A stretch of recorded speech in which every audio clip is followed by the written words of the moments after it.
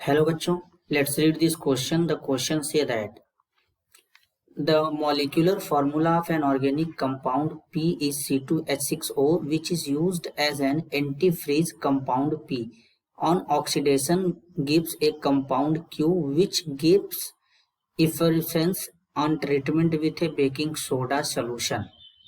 Identify compound P. Option A methanol, option B ethanol, option C ethanoic acid, option D ethyl methyl ester. तो सबसे पहले समझेंगे बच्चों की कॉन्सेप्ट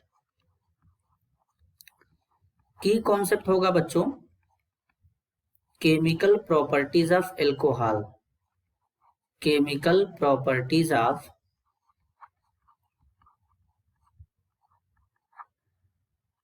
एल्कोहल। तो अब बच्चों यहां पर बात करेंगे, एक कंपाउंड हमारा क्या है, पी है, ऑर्गेनिक कंपाउंड है पी, जिसका मॉलिक्यूलर फॉर्मूला गिवन है C2H6O। अब इस ऑर्गेनिक कंपाउंड पी का स्ट्रक्चर दो तरीके से बन सकता है, एक CH3 CH2OH, एक ये बन सकता है, दूसरा CH3O सिंगल बॉन्ड CH3, इसको मिथाइल, यहाँ पर बच्चों बेसिकली क्या कहते हैं, डाई मिथाइल ईथर कहते हैं, और इसको क्या कहते हैं, इथेनॉल कहते हैं।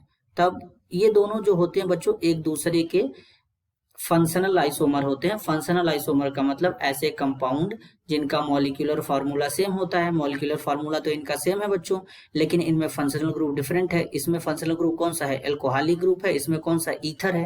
तो इसलिए ये दोनों एक दूसरे के फंक्शनल आइसोमर होंगे। तो अब बेसिकली बच्चों हमको पता करना है यहाँ पर कि पी कौन सा कंपाउंड होगा। तो अब जो पी होता है बच्चों, यहां पर ये इथेनॉल होगा। कैसे पता है इथेनॉल होगा, पी जो है बच्चों ये इथेनॉल होगा।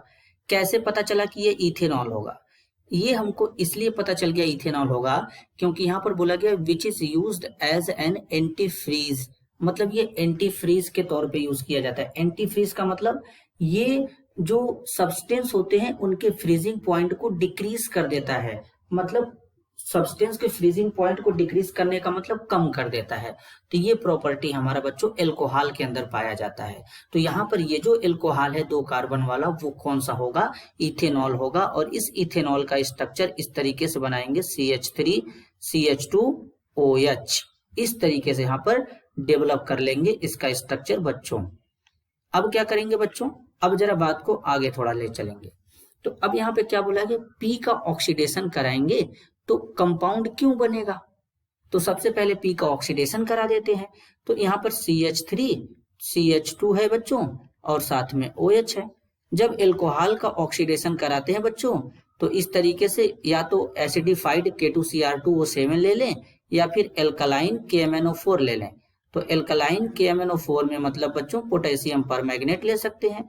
तो ये ऑक्सीडाइजिंग एजेंट होता है, ऑक्सीडेशन करा देगा तो ये हमारा कार्बोक्सिलिक कंपाउंड में कन्वर्ट हो जाएगा।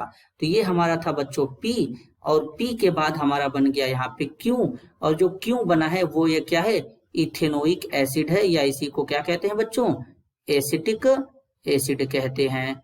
और यहाँ पर ये जो पी है बच्चों ये क्या है, इथेनॉल है, इस तरीके से। अब बच्चों यहाँ पर जो क्यों है, ये हमारा जब बेकिंग सोडा के साथ इसका रिएक्शन कराएंगे, बेकिंग सोडा सोल्यूशन के साथ में, तो ये इफरसेंस देगा। किसका देगा, देखते हैं यहाँ पे। तो पहले हम लोग CH3 ले लें, COOH ले लें, एसिटिक एसिड जो कि क्यों था, बेकिंग सोडा सोल्यूशन में जैसे कि सोडियम हाइड्रोजन कार्बोनेट ले लेंगे बच्चों इस तरीके से। तो अब इसका रिएक्शन कराएंगे तो सोडियम एसीटेट बन जाएगा बच्चों, यहाँ पर इस तरीके से क्या बन जाएगा, सोडियम एसीटेट बन जाएगा, साथ में वाटर बनेगा, और जो इफरसेंस मिलता है बच्चों वो कार्बन डाइऑक्साइड का मिलता है। मतलब यहाँ पे कौन सा गैस निकल रहा है बच्चों, कार्बन डाइऑक्साइड गैस निकल रहा है, इसको हम लोग ध्यान देंगे यहाँ पे। तो जो इफरसेंस मिलता है वो कार्बन डाइऑक्साइड का मिलेगा। तो हमको तो यहाँ पे बच्चों क्या बताना है, पी के बारे में बताना है कि कंपाउंड पी क्या होगा।